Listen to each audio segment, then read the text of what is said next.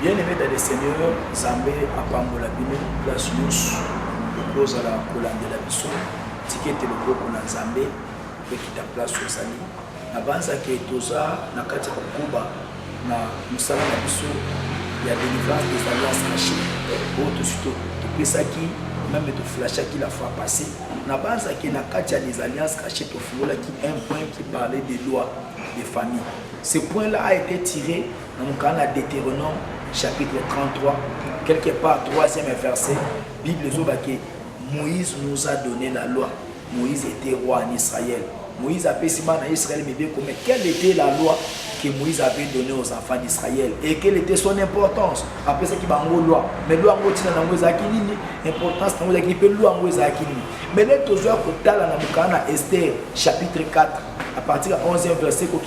bazo koyebisa na Esther ou asabalaki roi azo koyebisa na Mardoché ou azaki oncle naiki batu nyonso bafandaka epai ya roi bayebi qu'il existe une loi pour ta peine de mort. C'est que zakana ba loi mosu na famille soki moto asali ya santé tek ezolia moto même na famille place tobimeli na ba famille nyonso ozomona bandeko pe soki tolandeli bien loi wana esuka ekaka na Esther te le tozo otanga pe na mokanda na Jean chapitre 8 quelque part tokuta bazokanga une femme en flagrant l'air bayene liboso yesu bazobani Seigneur maître Moïse nous avait dit dans la loi que de telles femmes il faut les lapider. Peut-être cause à l'offrande aux obunda mais nous kapoyeba na famille na bino loi nini baloba au sujet bato batali makambo etali libala loi nini baloba au sujet makambo etali mbongo ezakana ba famille okoyi kozwa ba relation koyi koboto kofanda na kimia na mobali mais likambo libala ekobeta ma misolo na bino te et pas na bino même kosenga liste ata ya aventure musu azwa chance ya basenga kama liste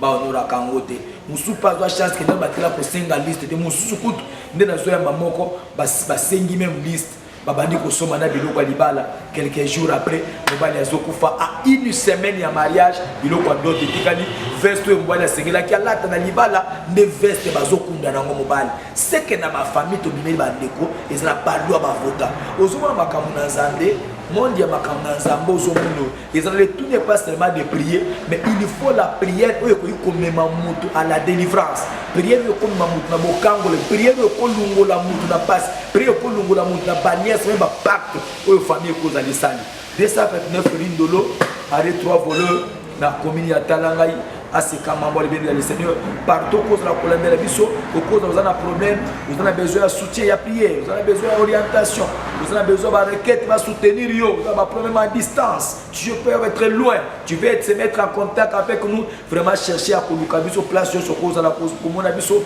kolanda biso na site na biso une place toujours les kaka il y a des réseaux sociaux là où on lance nos publications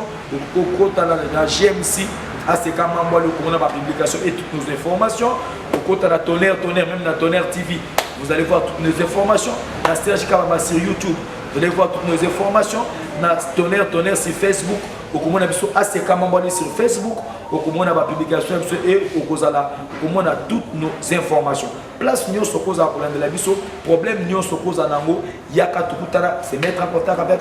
nous allons aider yo na ba orientation même ba prière bande ba famille to bineli makambo ezali Mardoché semblait oublier Mardoché semblait négligé mais Esther a dit que Mardoché yo zalaka musika mais Lucas on s'est renseigné il existe tout le peuple dit il y a prophète Bayebi et tous les serviteurs du roi Bayebi que il existe dans notre famille une loi portant peine de mort c'est que yo no yebite que na famille na bino za makambo lubama na bakoko kana yo yebite que mutu nyonso abundaka tonganda babumaka ye soki babumi ete il faut koya ndako wana etikala inachevé mutu nyonso abundaka bala ozokona ba relation mosusu eza bien relation eza ya pomme verte les relations ezolobela likambo mariage te soki botelema bobala bosenga liste bosomba biloko ya libala eza lokola moto boke kopelisa c'est que na famille na bino eza na loi portant peine de mort na bato nyonso baozaka babala mutu nyonso baozaka bahonore ye loi elobama ke famille wana mutu akohonore bato te loi elobama te ofandi na mutu bolamu ndenge nini fin de fille foka badecevoir yo vraiment place de sokola de la biso 229 rindolo arrêt 3 voleurs c'est votre humble serviteur le pasteur Serge Kabamba le pasteur de l'église Aseka Mambwale sur 229 rindolo arrêt 3 voleurs na Brazzaville place de sokola de la biso beaucoup côté la biso na dila 5 beaucoup comme la biso pour se mettre en contact avec nous on est vraiment disponible ça 24 heures sur 24 heures pour répondre à la requête. Nous avons tout un groupe d'intercession, ange intercesseur des alliés, intercesseur des sacerdotes pour soutenir les places de cause à distance, pour soutenir la profession que nous avons besoin. Il y a l'orientation, il y a le conseil. Parce qu'il existe dans notre famille une loi portant peine de mort que nous soit bundaka ça l'examen pour soit bacté nous soit bundaka na famille à côté université il y a aucune musique il y a des familles mutako ta fonction publique il y a des familles mutako comme 70 ans 80 ans lokuta famille on a 50 ans 60 ans mutako il y a une loi exacte na famille mutako comme 60 ans so bando comme 59 ans il faut mon pépé mon beta ils ont ba loi musuba global que bana passe ya famille ba ko sepena libala te ce que lingo sepena libala il faut pas ce côté une relation moko ngo peso pe kimia relation il faut famille panza yango ce côté une relation à passi de kotinga mayo de ça fait frindolo arrête-toi pour les places que ce cause à prendre la biso nous qu'on se mettre en contact avec nous nous prions tous les jours et nous recevons tous les jours du lundi au vendredi on est disponible le culte commence dans Tongo de 5h30 à 7h du matin la prière est dans le culte matinal dédicace de la journée et puis prier nous sommes de 16h à 19h30 prière d'enseignement paix à délivrance Nabutu de 23h à 1h du matin prière Nabisu Ezali place de Sokola de Nabisu Lucas pour se mettre en contact avec nous 229 $. Parce que quand une femme en flagrant non Moïse nous avait dit dans la loi de telle femme mais heureusement pour cette femme et dans la bateau si va pouvoir pour la loi parce que chance au contre na Yesu Christ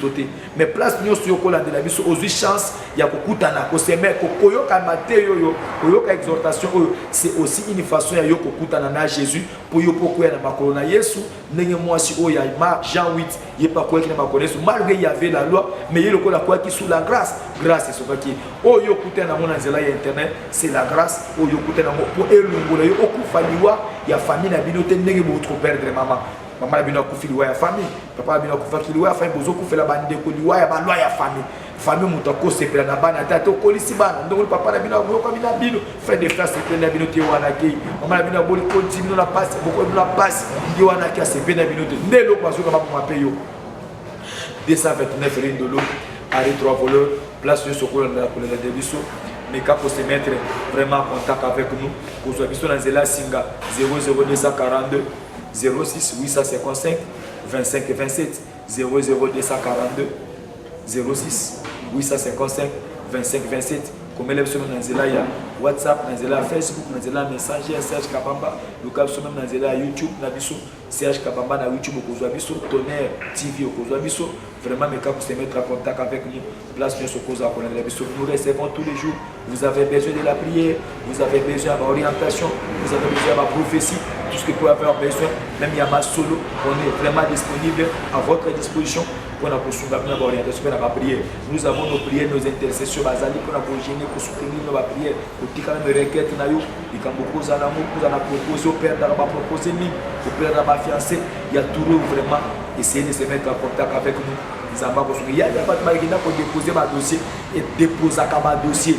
va bien gâter à déposer un dossier à Sala concours à Résisakate, à Sali bas examen d'état à Résisakate, il existe dans votre famille une loi portant peine de l'échec. Awata mutabundi na commerce ndenge mutakuma tate awata mutabundi na relation ndenge pour mutaza la bien il faut mutandi makolo la femme libre azana libre asaka ba mbongo na ye azoka ba semina ya boto kabana na ya boko la kabana na ye moko